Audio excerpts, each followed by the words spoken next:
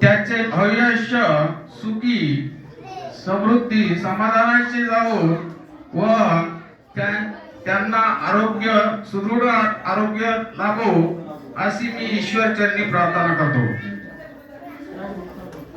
कुमारी सुरेखाबाई जावळे या शाळेवर 2005 साली इथं आल्या होत्या, रुजू झाल्या होत्या।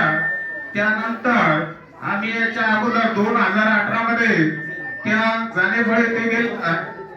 या शाळेच्या त्या आद्य शिक्षिका आहेत। त्या आपल्या शाळेमध्ये मोठ्या भव्य संख्येने सत्कार सोहळा साजरा होत आहे।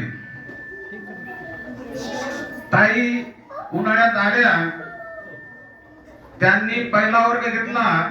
त्यावेळेस पहिल्या वर्गामध्ये फक्त 16 विद्यार्थी होते।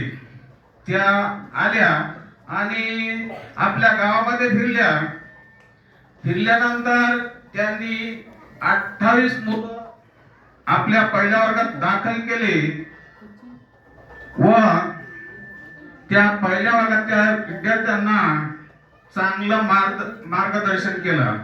पहिल्या वर्गातील विद्यार्थ्यांना आता सध्या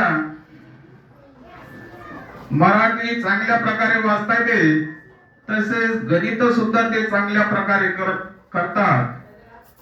तर त्यांनी पहिल्या वर्गाचे विद्यार्थी घडवण्याचं काम चांगलं केलेलं आहे।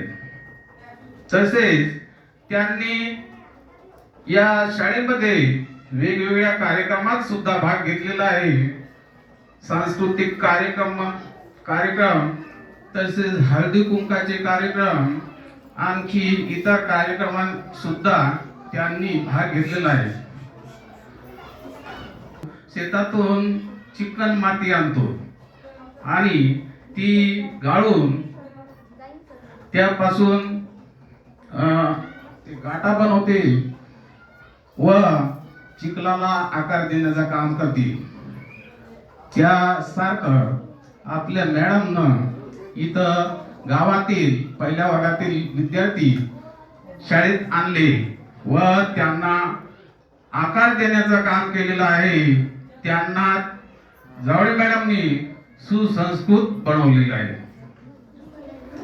निरोप संवाद संपला म्हणजे नातं तुटत नाही, संवाद संपला म्हणजे नातं तुटत नाही। निरोप दिला म्हणजे संवाद संपला म्हणजे नातं तुटत नाही। आणि जावळे मॅडम आपल्यापासून जरी दूर गेल्या तरी त्यांचं आपल्यावर असलेलं प्रेम काही आटत नाही। आपल्याला आपले सराव